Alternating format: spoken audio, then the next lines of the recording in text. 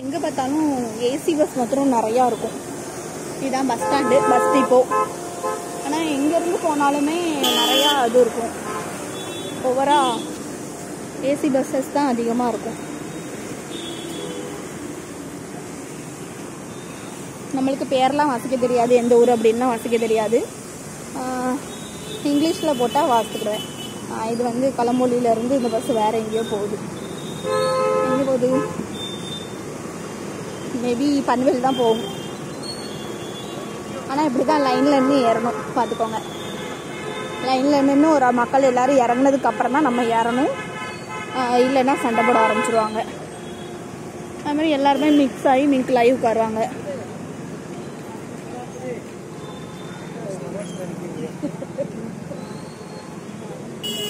ஆனால் உயிருக்கு உத்தரவாதம் இல்லை. என்னை பொறுத்த வரைக்கும் நம்ம பஸ்ஸில் போகிறோன்னு வச்சுக்கோங்களேன், நல்லா ஜாலியாக தான் இருக்கும். ஏசி பஸ்ஸுங்கிறதுனால நல்லா ஜாலியாக ஜம்முன்னு எல்லா பஸ்ஸுலேயும் உட்காந்து போகலாம்.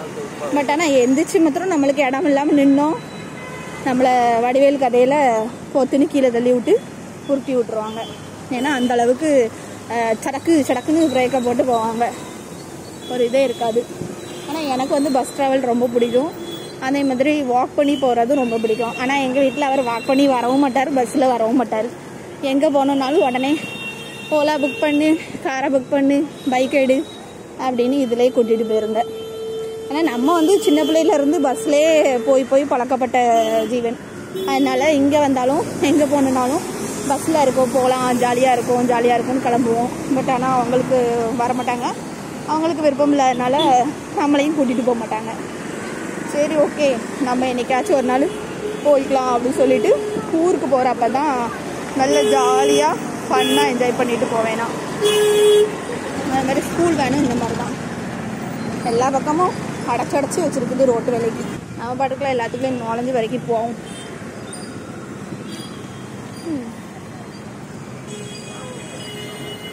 இந்த டவர் இப்போ வச்சுருக்காங்க இங்கே களம்புரியில். நிறைய சேஞ்சஸ் இப்போ ஒரே வேலையாக தான் நடக்குது. ஏன்னா ஒரு வேளை கண்டு எலெக்ஷன் எதுவும் வரப்போதா, இல்லை அடுத்து கணபதிக்காக எல்லா ஏற்பாடும் பண்ணி ரோடுகள்லாம் வேலை பார்க்குறாங்களா என்னன்னு தெரியலை. அப்படியே போயிட்டு இருக்குது.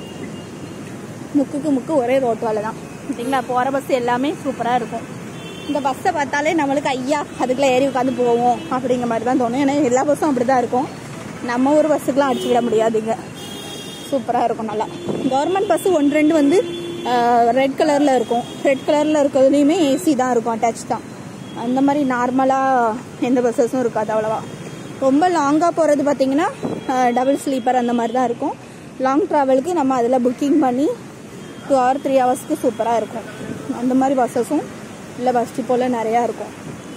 எங்களுக்கு கொஞ்சம் தூரம் தான், 10 நிமிஷம் தான் எங்கள் வீட்டில் இருந்து. பேக் சைடு வந்தனாலும் அந்த கார்டன் வழியாக ஷார்ட் கட் உண்டு.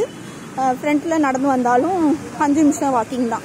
அந்த டிஸ்டன்ஸில் தான் நம்மளுக்கு பஸ் டிப்போ. அதே மாதிரி எங்கள் வீட்டு பக்கத்தில் சுற்றியே லைட்டுக்கு கரண்ட் பில்லு, தண்ணி பில்லு, அப்புறம் வேறு ரேஷன் கடையும் இந்த இதில் நான் வர வழியில் கொஞ்சம் பக்கத்தில் தான் இருக்கும். எல்லாமே ரொம்ப பக்கத்தில் டிஸ்டன்ஸில் தான் உண்டு.